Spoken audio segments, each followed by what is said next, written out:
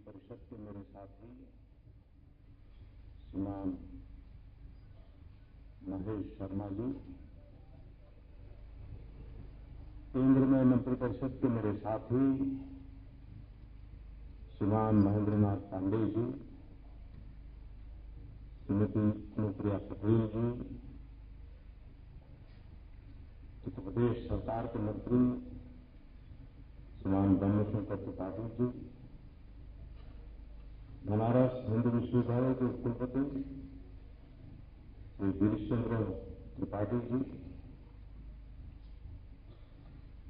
और बनारस के सभी प्रबुद्ध वरिष्ठ महानुभाव, युवा मित्र,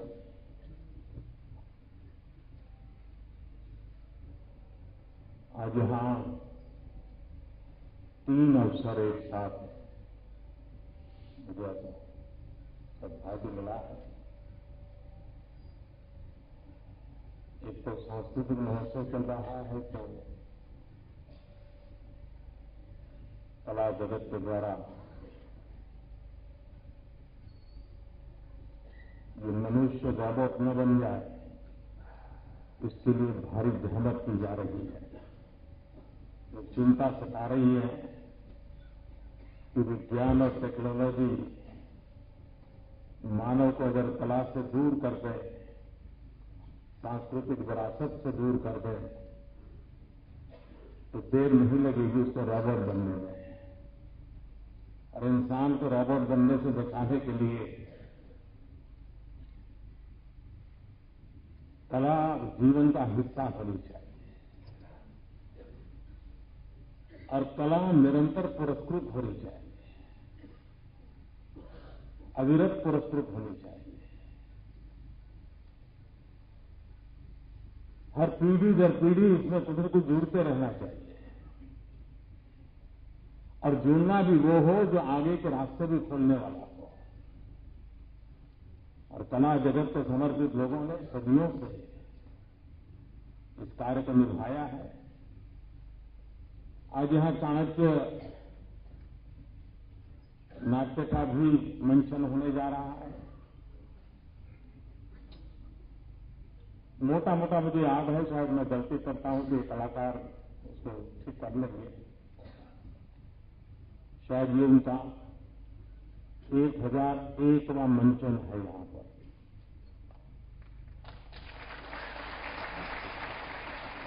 और मुझे याद है कि उनका जो पहला मंचन हुआ था उस दिन मैं मौजूद था।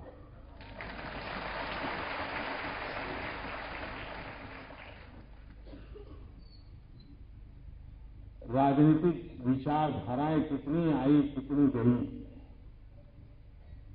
आर्थिक चिंतन कितने ही आए, कितने ही गए, लेकिन एक चाणक्य है जो आज भी अजरा अमर है।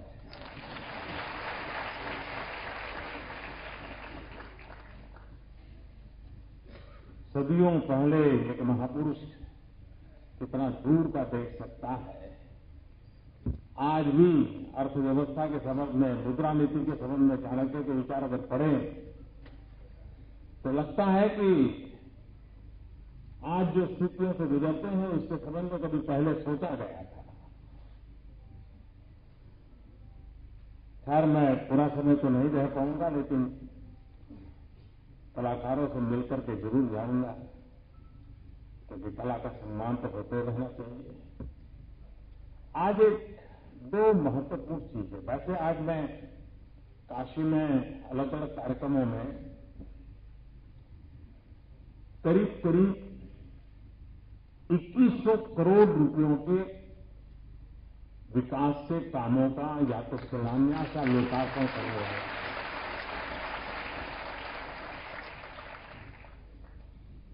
आज यहां बीचों में जिसका शिलान्यास हो रहा है, बहुत कम लोगों को कल्पना होगी कि इससे आने वाले दिनों में कितनी बड़ी सेवा होने वाली है। हमारे देश में जब भी कैंसर की चर्चा होती है तो मुंबई के टाटा रिसर्च इंस्टीट्यूट पर ध्यान जाता है। भारत सरकार के द्वारा योगदान से वो इंस्टीट्यूट चलती है और उसमें जो लोग आते हैं, मरीज आते हैं, अधिकतम मरीज उत्तर भारत से आते हैं, उत्तर प्रदेश से आते हैं, उसमें भी पूर्वी उत्तर प्रदेश से आते हैं। और हम जानते हैं मुंबई में किस प्रकार से यहां का गरीब व्यक्ति, गांव का व्यक्ति जाएगा, क्या करेगा। और उसी में से विचार आया कि क्यों न हम इस पूरे क्षेत्र के लिए, जिसका लाभ झारखंड और बिहार के लोगों को भी मिल सकता है, उसी स्तर का एक अंतर्राष्ट्रीय स्तर का कैंसर रिसर्च इंस्टीट्यूट बनाए, जिससे यहां के मरीजों को सेवा उपलब्ध हो, रिसर्च का भी काम हो और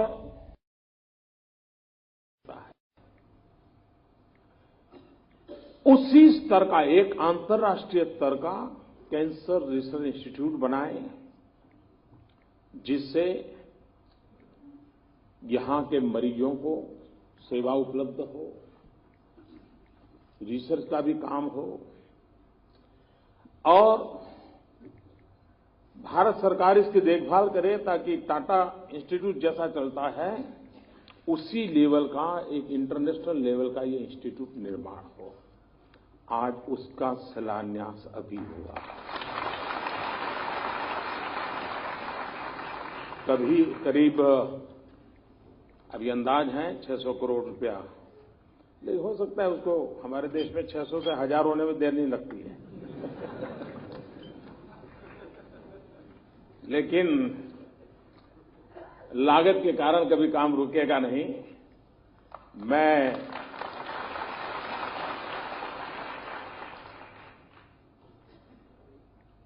बनारस हिंदू यूनिवर्सिटी का भी आभारी हूं कि उन्होंने इस काम के लिए 10 एकड़ भूमि आवंटित करने के लिए सहमति जताई। तो एक बहुत बड़ा सेवा का काम इससे होगा। आज दूसरा भी एक काम हो रहा है कि यहां पर जो हमारा मेडिकल इंस्टीट्यूट चल रहा है, उस इंस्टीट्यूट के लिए भी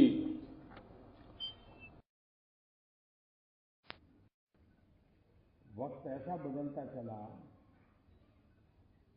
कि अब आंख वाला डॉक्टर अलग चाहिए, कान वाला अलग चाहिए, पैर वाला अलग चाहिए, हृदय वाला अलग चाहिए। तो कभी वो भी दिन आएगा कि बाएं हाथ वाला अलग होगा, दाहिने हाथ वाला अलग होगा।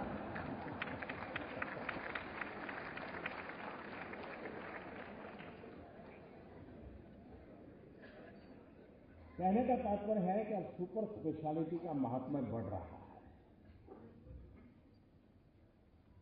विशिष्ट बीमारी, विशिष्ट अवस्था का सीधा उसी पे फोकस करके ट्रीटमेंट करना और पूरे हेल्थ को इंटीग्रेटेड हो। और इसलिए आज आवश्यकता बन गई है कि सुपर स्पेशलिस्ट व्यवस्थाएं विकसित हो और सिर्फ सेवा न हो, रिसर्च भी हो। उस प्रकार के मरीजों का अध्ययन भी होते रहना चाहिए, उसमें किस प्रकार के बदलाव आए उसको भी देखना चाहिए। पहले का जमाना था कि वैद्यराज नाड़ी पकड़ के तय करता था क्या तकलीफ है। धीरे धीरे मेडिकल साइंस में अनुभव के आधार पर तय होने लगा। डॉक्टर पेशेंट को 12-15 सवाल पूछता था और तय कर लेता, हाँ इसके आसपास कुछ होगा, और फिर वो प्रयोग शुरू करता था। लेकिन अब डॉक्टर का काम धीरे धीरे कम होता जा रहा है, टेक्नोलॉजी का बढ़ता चला जा रहा है। टेक्नोलॉजी तय करती है, मशीन के अंदर आपको डाल देते हैं, मशीन तय करता है कहां गलती है, कहां गड़बड़ है, और फिर डॉक्टर कहता है अच्छा ये है तो फिर ये करेंगे, ये है तो ये करेंगे। टेक्नोलॉजी का इंटरवेंशन मेडिकल साइंस में बहुत तेजी से बढ़ रहा है और उसके कारण परफेक्शन भी आ रहा है, प्रॉपर ट्रीटमेंट भी संभव हुई है और मरीज के उपचार के लिए भी एक अच्छी व्यवस्था विकसित हो रही है। भारत जैसे देश में उत्तम से उत्तम प्रकार की हेल्थ केयर के लिए हम सक्षम हैं। हमारे पास जो ह्यूमन रिसोर्स हैं, दुनिया के जो समृद्ध देश हैं, वहां भी भारत के डॉक्टरों की आज भी उन्हीं की आवाज सुनी जाती है। कितनी ताकत है। दुनिया के बड़े बड़े लोगों से कभी मिलते हैं तो परिचय करते हैं तो नहीं मेरा फलाना डॉक्टर है ना, वो इंडियन है, तुरंत बताते हैं। उनको बड़ा गर्व होता है, वो इंडियन मेरा डॉक्टर है।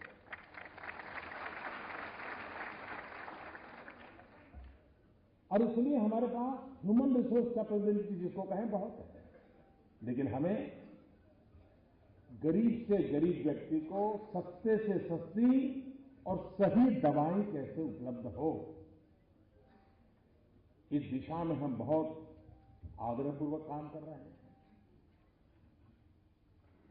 हेल्थ इंश्योरेंस से लेकर के हेल्थ एश्योरेंस पर हम बल दे रहे हैं। स्वच्छता अभियान हो तो भी वो अल्टीमेटली हेल्थ की ही केयर करने के लिए उपकारक होता है। तो ऐसे अनेक विषयों को लेकर के जेनरिक मेडिसिन, दवाइयां सस्ते में मिले और सही मिले, सही समय पर मिले, और इसलिए जन औषधि भंडार बहुत बड़ी मात्रा में उसका भी काम चल रहा है। तो ये जो दोनों प्रकल्प है वो एक प्रकार से गरीब की भलाई के लिए है।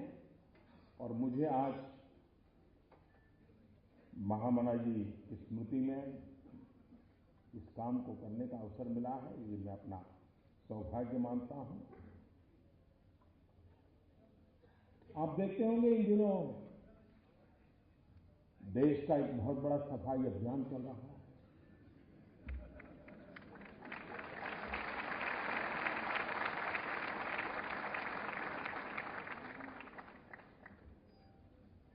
अगर गंदगी का बड़ा ढेर हो और वहां से आप गुजरते हैं तो दुर्गंध आती है। बार बार आते हैं जाते हैं तो पता है कि अब यहां दुर्गंध शुरू हो जाएगी, वहां पहुंचेंगे तो पूरी हो जाएगी।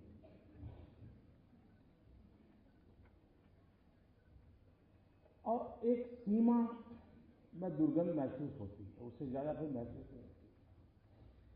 लेकिन जब उस देह की सफाई शुरू करते हैं तो गंध इतनी ज्यादा महसूस होती है कि वहां से गुजरना मुश्किल हो जाता है।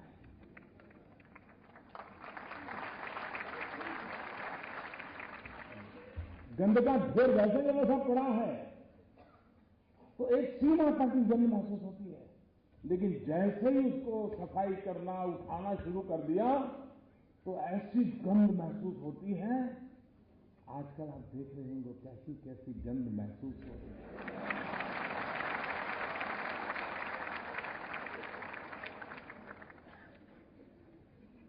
लेकिन एक बार ढेर साफ हो जाए तो फिर मन करता नहीं है, ये तो जगह के लिए अच्छी बगीचा बनाया जा सकता है।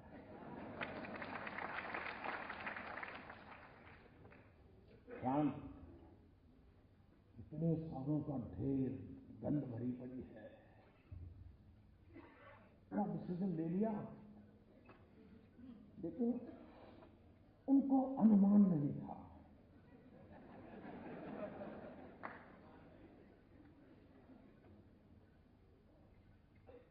ये बात सही है कि बहुत सी चीजों का मैंने अनुमान किया था, लेकिन एक चीज का अनुमान करने में विफल हो गया मैं नहीं कर पाया।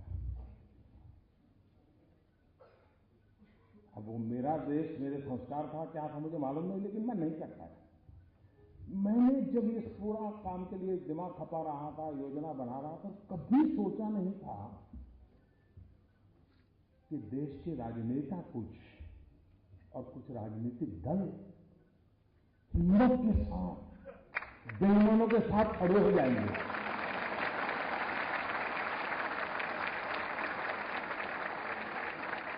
ये मैंने हिसाब से गाया था। मैंने सोचा ही नहीं था कि संभव है। और आपको मालूम है, अब मैं भी सोच रहा हूं ये सब कैसे हो रहा है। पाकिस्तान घुसपैठियों को हिंदुस्तान में भेजना हो तो क्या करता है, वो सीमा पर फायरिंग शुरू कर देता है। तो फिर हमारी फौज भी बिजी हो जाती है उसके साथ, तो इधर उधर चलती रहती है आमने सामने, और लपक करके वो घुस जाते हैं।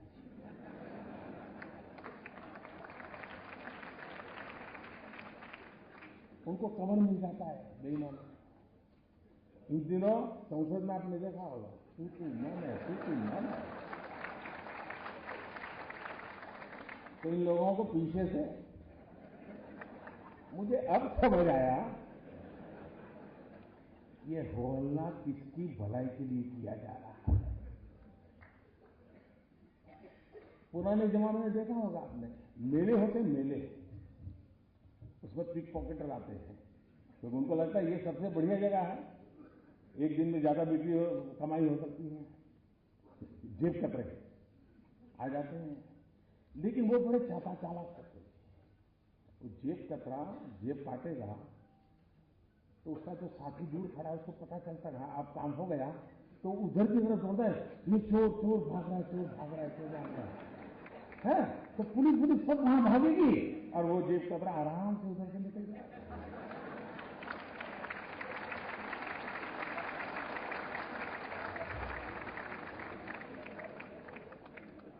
बेईमानों को बचाने के लिए बेईमानों को रास्ता दिखाई दे, न जाने कैसी किसी तरकीब अपनाई जा रही है।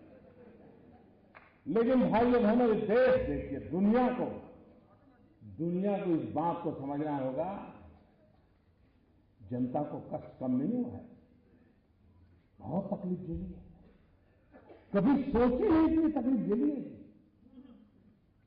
उसके बावजूद भी ईमानदारी के रास्ते पर देश चलता है, तो कष्ट झेलने के लिए तैयार हो रहा है। 6-6 8-8 घंटे कतार में खड़ा रहता है। इतनी तकलीफ के बावजूद भी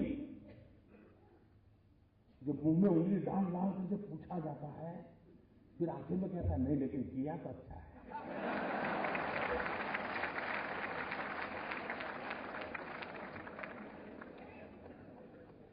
साथ मैं देश के राजनेताओं को कहना चाहता हूं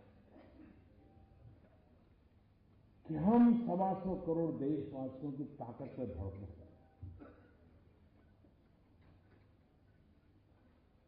ऐसा सद्भाग्य नहीं मिल सकता कि जहां 125 करोड़ देशवासी अपने स्वार्थ के लिए नहीं, कहीं कुछ मिलता और कतार में खड़ा रहे हो तो अलग बात है। ये तो भाई देश का भला हो, कष्ट झेलूंगा, ऐसा साफ दुनिया में कहीं संभव नहीं होगा जी। इन 125 करोड़ देशवासियों को जितना नमन करे उतना कम है, जितना नमन करे उतना कम है। और जब जनता जनार्दन, तो स्वयं ईश्वर का ही अवतार होता है, और जनता जनार्दन के आशीर्वाद मतलब ईश्वर के आशीर्वाद होते हैं। और जिस सत्य के काम में ईश्वर के आशीर्वाद होते हैं, वो सत्य कभी भी ओझल नहीं हो सकता, वो सत्य उजागर के ही रहता है, वो परिवर्तन ला करके रहता है। और कुछ लोग विरोध करने में इतना अपना संतुलन खो देते हैं, मैं तो हैरान हो जाता हूं। इन दिनों अब इस पर तो बोल नहीं पाते, कह नहीं सकते कि काला धन नहीं है, कह नहीं सकते कि भ्रष्टाचार नहीं है, ये भी नहीं कह सकते कि जाना नहीं चाहिए, तो लेकिन कुछ तो बोलना है, तथा बोले। लेकिन बोलने में ऐसी गड़बड़ करते हैं जी। अब बताइए, हमारे पूर्व प्रधानमंत्री, जब मैं कह रहा हूं भाई समय की मांग है, बदलाव आना चाहिए। अब एक जमाना था, चांदी का रुपया होता था, वही करेंसी में चलता था। वक्त बदलते बदलते कागज का आ गया, चल रहा है कि नहीं चल रहा है। अब वक्त बदल रहा है तो टेक्नोलॉजी से ऑनलाइन बैंकिंग हो रहा है, आपके मोबाइल फोन में ही आपकी बैंक है।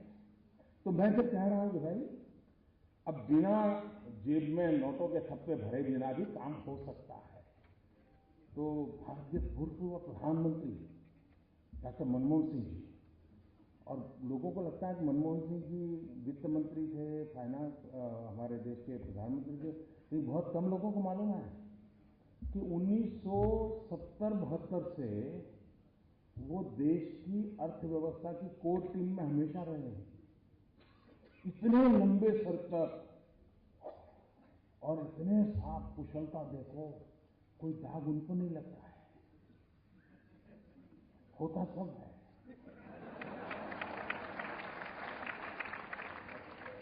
उन्होंने अभी ऐसा कहा, जब मैं कैशलेस की बात करता हूं, उन्होंने कहा कि जिस देश में 50% लोग गरीब हो वहां ये टेक्नोलॉजी वगैरह कैसे हो सकता है। अब मुझे बताओ भाई, ये वो अपना रिपोर्ट कार्ड दे रहे हैं कि मेरा दे रहे हैं?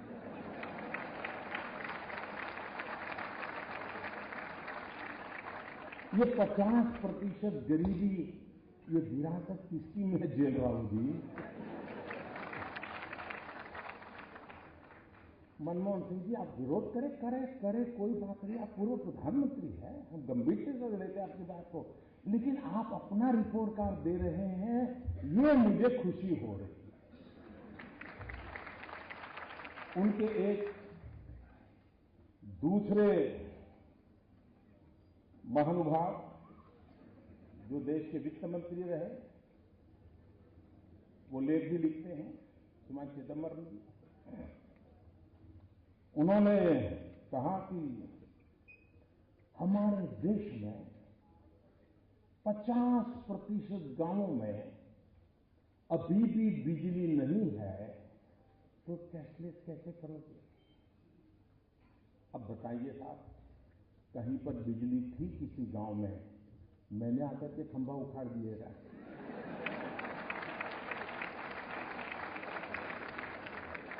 क्या मैंने आकर के तार काट दिया क्या? मतलब चिदंबर जी, 2014 में तो आप कहते थे कि हमने इतना विकास किया है, काशी में मोदी की जमानत जब्त होनी चाहिए। अब कहते हैं 50% गांव अंधेरे में डूबे पड़े हैं। ये मोदी का विरोध करने में, ये देखिए साहब, ये काशी का बच्चा है,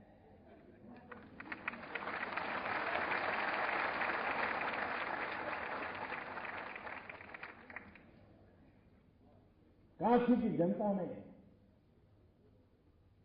मुझे पाला, पोषा, और इसलिए इस पवित्र धरती के आशीर्वाद है कि इधर से हो उधर से हो, तुमसे सच निकलवा के ही रहेगा।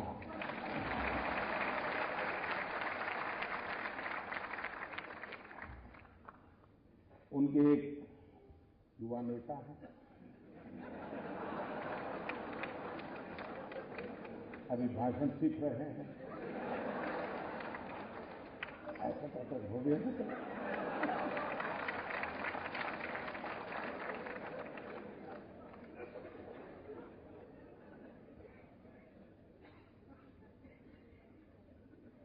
जब से उन्होंने बोलना सीखा है और बोलना शुरू किया है, मेरी खुशी का कोई पार नहीं है।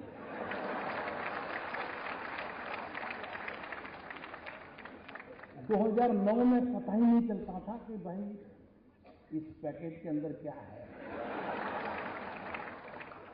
पता ही नहीं चलता था।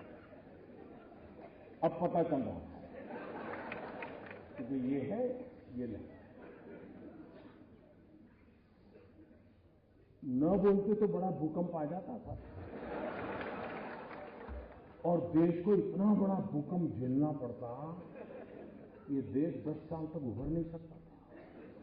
लेकिन अच्छा हुआ कि बोलना शुरू हो गया तो पता चल रहा है भूकंप की संभावना बची नहीं, क्योंकि देश की जनता समझ गई। जी, इन्होंने बड़ा मजेदार कहा, उन्होंने कहा जिस देश में 60% लोग अनपढ़ हो, वहां मोदी ऑनलाइन बैंकिंग की बात कैसे कर सकता है? मुझे बताइए साहब, कोई पढ़ा लिखा था? क्या मैंने कोई जादू टोना किया कि वो अनपढ़ हो गया? ये 60% अनपढ़ थे। ये रिपोर्ट कार्ड आपने किसका दिया जी? जरा बताओ तो। भाइयों बहनों, ये क्या कर रहे हैं उनको भी समझ नहीं है। लेकिन अच्छा है, किसी का काला धन खुल रहा है तो किसी का काला मन खुल रहा है।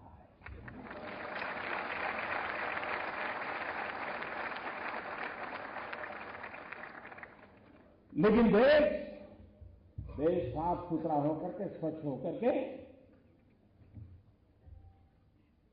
सोने की तरफ तप करके निकलेगा, इस विश्वास के साथ में लगा।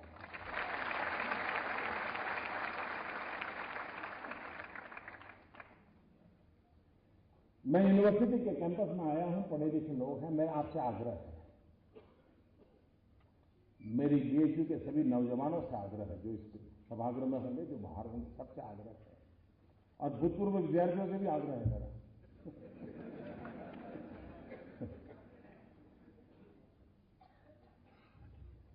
काला धन, भ्रष्टाचार की सफाई तो हो, लेकिन फिर से पनपे नहीं, इसकी भी व्यवस्था होनी चाहिए।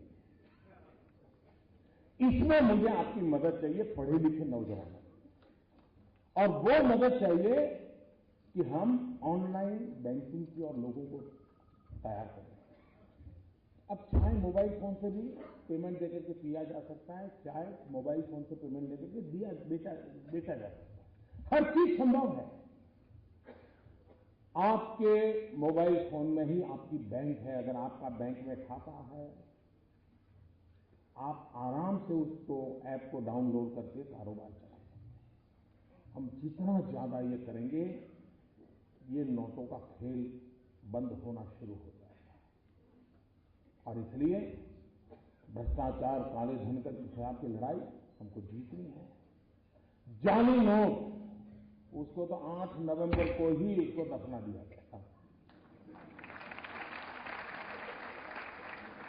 आतंकवाद, नक्सलवाद, माओवाद, नॉर्थ ईस्ट में इंसर्जेंसी, सारा कारोबार एक झटके में चौपट हो गया। बहुत बड़ी मात्रा में नक्सल लोग आजकल सरेंडर करने लगे हैं, क्योंकि खिलाएगा कौन? पुरानी नोट तो चलती नहीं है। भाइयों बहनों, कुछ निर्णय ऐसे होते हैं कि जो समाज जीवन में एक बहुत बड़ा बदलाव लाते हैं, और कुछ लोगों को विरोध करना है। आप हैरान होंगे साहब, देश की सेना के जवान मौत को मुट्ठी में लेकर के पाकिस्तान में जाते हैं, आतंकवादियों से भिड़ते हैं, उनका खात्मा बुला करके वापिस आते हैं, जिंदा लौट करके आते हैं। कुछ लोगों को उसकी भी परेशानी हो गई कि सर्जिकल स्ट्राइक हुआ था कि नहीं हुआ था, बता।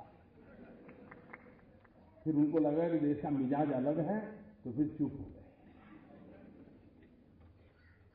देश की इंस्टीट्यूशन को इस प्रकार से माहौल बनाना कितना शोभा देता है क्या? लेकिन मुझे विश्वास है मेरे प्यारे भाइयों बहनों, और काशी की धरती पर से मुझे जो आशीर्वाद मिले हैं, नई ताकत मिली है, मुझे विश्वास है कि देश जिन इरादों को लेकर के हमारा साथ दे रहा है, उन इरादों को पूरा करने में हम कोई कसर नहीं छोड़ेंगे। बहुत बहुत धन्यवाद।